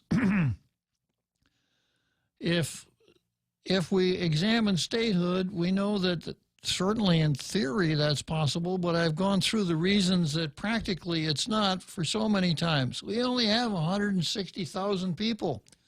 The smallest state population-wise is Wyoming. It's up around 600,000 people. So either we move in enough, bring our population up to 600,000, which I don't think anybody would want to see, or statehood is not on the table. And there are a lot of other political reasons why statehood is not available. That leaves only one thing left: independence. So let's say that 99.9% of the Chamorros on island, as we've just defined them, all say, yes, we want to be independent. Question: could Chamorros be independent and not affect the political status of Guam? Obviously no. So when we're talking about Chamorro self-determination, what we're really talking about is the political status of Guam. And if we're talking about the political status of Guam, and there really is only one choice other than the one we have right now, and that's independence, I don't want it. And when I see the kind of sophistry that Michael Bavacqua uses in his column, the gaslighting and the critical studies approach, then I feel it's necessary for me to speak out. And I've said this many, many times. If anybody is really interested in political status, then the thing to do would be to have an island-wide vote. And there would be one question on that ballot. And it would be the same question that was used in New Caledonia in the same situation. New Caledonia is a French colony. And the question would be this: should Guam become an independent sovereign state separate from the United States? Yes or no? And if the answer is no, that's kind of the end of the discussion. Now, if we were really serious, we meaning all of us here, maybe I should say they, except I never know what that word means anymore. If they were really serious, they would petition the United States Congress to hold just such a vote. Should Guam become independent of the United States, a sovereign state, yes or no? And if that happened, I wouldn't even care who voted, because I'm pretty sure I know what the outcome would be. But unless the separatists are willing to face up to that vote, then what they're doing is, in a sense, they're being quislings. They're working in the colonists' government. Bavacqua right now is working in the legislature established by the colonists back in 1950, as you were not the colonists, the colonizers. The colonizers established the legislature that employs Bavacqua back in 1950. And before that, Bavacqua was working for a land-grant college, another institution of the colonizer. and some of the other arch-independentistas are working for the government that the colonizer has established. The government of Guam is a government that the colonizer established. And if you want to be an officer in that government, you have to swear allegiance to the Constitution of the United States. So look up VidCon Quisling sometime, Jesse, when you're sitting in front of your computer. Look up the word Quisling. It's a pretty common name. So it's attractive for the separatists to get government at Guam jobs because, like everybody else, they need to be able to support themselves or be supported by someone during the time that they're carrying on their separatist activities. And they've been very successful, as have so many of the cultural Marxists, in getting the government of Guam to support their activities. A so-called Commission on Decolonization, taxpayers' funds to support what amounts to a Chamorro independence movement. It's really, really kind of an irony. Now, I've said a million times, I'm interested to find out if it could be done, what the Chamorro population, what its desires are with respect to the future as far as political status is concerned. But I don't know that I'm that interested in paying for it. And that's the situation we have right now. We've got the Chamorro Independence Commission, and all of us, whether we favor independence or not, are being forced to pay for it. We're paying Melvin Bora Wanpat's, or Melvin Wanpat Bora, whatever his name is, we're paying his salary with our taxes to go to the Fourth Committee of the United Nations and badmouth our country, all in the name of decolonization. So I hope that answers your question, Jesse. I'm not spinning what Michael says. I'm unspinning what Michael says. And here's today's column, a pretty good example. If you've read any of my newspaper columns, one of my main goals is to get people to understand that our political status is at the center of everything in our lives. I have my personal preference for what I think would be our best next option as a political status, but more than anything, I simply want more people to understand the connections. The centrality of our status is a fact of our lives. Even if you don't want territorial status much of our lives, it remains true. Now, I don't know what that sentence means. That sentence doesn't read right. Facts don't care about your feelings.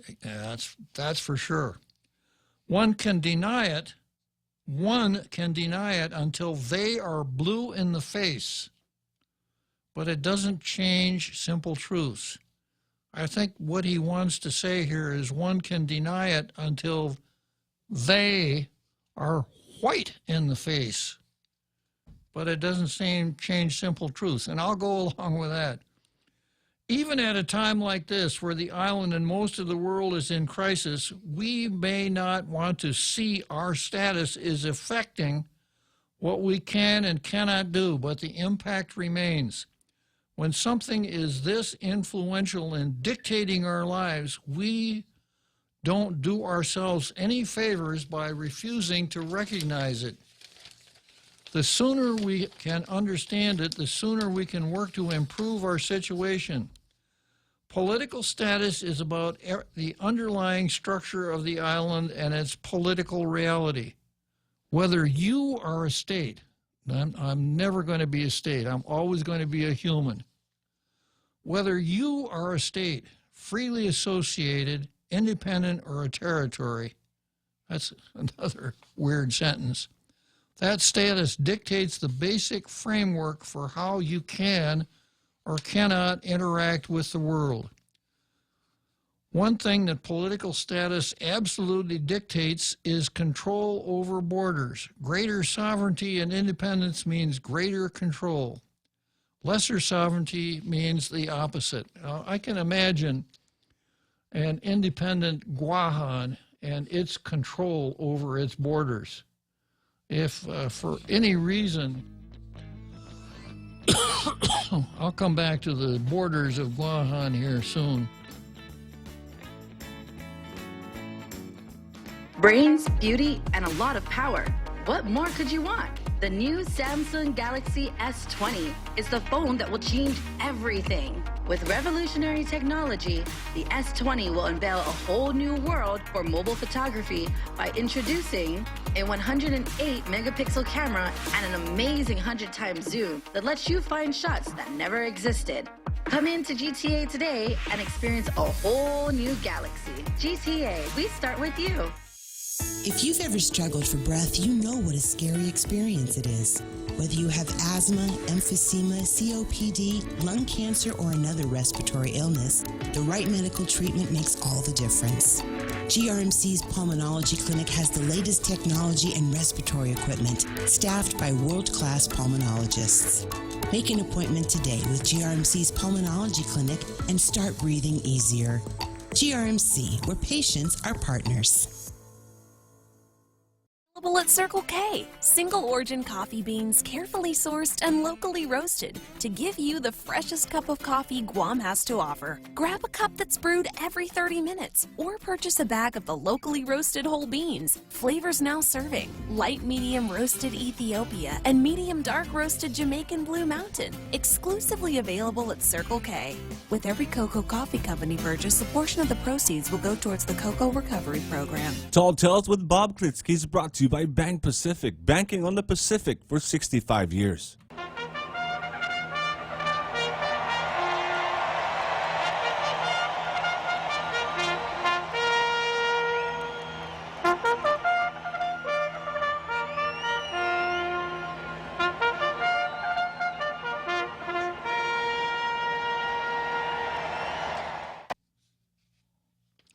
So here we are, home stretch. We're back at Churchill Downs, Louisville, Kentucky, and I'm back reading Mr. Bavacqua's column here, talking how important it is for Guam to control its borders. And I have this mental image of the Guam Navy patrolling the shores of Guam to make sure that no one comes aboard Guam who is not invited by the appropriate personage on Guam. He goes on to say, one thing that the political status absolutely dictates is control over borders. Greater sovereignty and independence means greater general control. Lesser sovereignty means the opposite.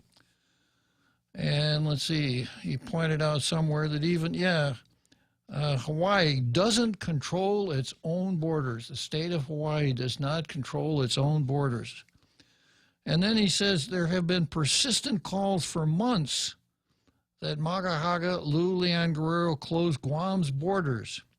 As the governor of a territory, she doesn't have the authority to shut down airports. Well, she does have the authority to shut down airports. Shut down airports or ban flights from certain countries. Even if she was a state governor, she wouldn't have the authority. Within the U.S., issues of borders and entry are primarily a federal function. You may have seen in the news that Hawaii is closing its borders, but this isn't technically true. As Governor Iggy cannot shut down the borders to his own state, he is instead trying to compel people not to visit Hawaii by instituting a mandatory 14-day quarantine for everyone who steps off a plane. They are backing up the quarantine with a $5,000 misdemeanor fine and up to a year in prison. For those wanting Guam to have a better ability to determine who can enter Guam in a time of crisis or just in general, it isn't something you get to decide as a territory. Or it isn't something you get to decide as a state. There's only one way you could decide it, and that is if Guam is independent. So if that's really important, then Michael Bavacqua, quit beating around the bush and say, I want Guam to be independent, and stump for that. If you're interested in bringing anyone along with you, stump for that vote that I just mentioned. That one big vote. Should Guam become an independent nation? For those wanting Guam to have a better ability to determine who can enter Guam in a time of crisis, or just in general, it isn't something you get to decide as a territory. Well, you know, actually it could be. If the United States decided to delegate that authority to Guam, it could, because for the first 20-some years of its existence, the Northern Marianas had exactly that power. They controlled their own immigration. And once again, that's the beauty of an unincorporated territory. The rules that apply to the rest of the country wouldn't apply here. So if that's what we really wanted as a territory, it's within the realm of possibility.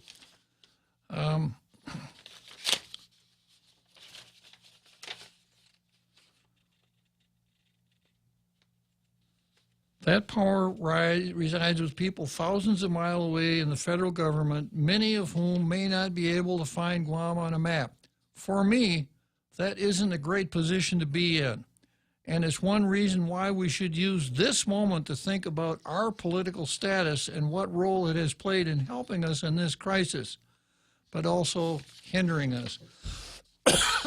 So let's say that I could snap my fingers and Guam would be independent today. What would happen? Well, we probably wouldn't be quite so interested about what the Congress is doing with that $2 trillion legislation to provide various kinds of aid to the territory. I suspect that if Guam were all of a sudden independent, we would not become a magnet for airlines from other countries to start flying into Guam. The unknown being something that would have to be taken care of. We would have to develop some sort of a local system of government, and my fear is this, that the preferred type would be some sort of a Marxist state where capitalism would be strictly restricted, if not abolished. There would be large expropriations of property in order to, quote, benefit the people. And Guam would go the same way that many countries went after the great wave of decolonization that began around 1960. The trend is almost universal. Country becomes independent, taken over by strongman. Strongman rules for years and years and years. May or may not institute a Marxist government. The country, after 20 years of independence, is a mere shadow of what it was before independence. We talked about Robert Mugabe a little earlier today. Southern Rhodesia was an extremely prosperous country until Robert Mugabe got his hands on it. Not so prosperous anymore. So I have to, as I read this stuff, I would counsel anyone who reads Bavacqua's columns, please do read them, but have a good-sized grain of salt handy as you're reading. I didn't get a chance to go back into Bavacqua, the epidemiologist, but I'll do that on Monday. So today is the worst day of the week for the real Joe Cruz and I. We've come to the end of another beautiful week of Tall Tales. We got to go 2 whole days with no Tall Tales. We'll be jonesing by 4 o'clock tomorrow afternoon. Somehow we'll survive, and we'll be back. Happy to be here, 4 p.m. Monday afternoon. We'll see you then.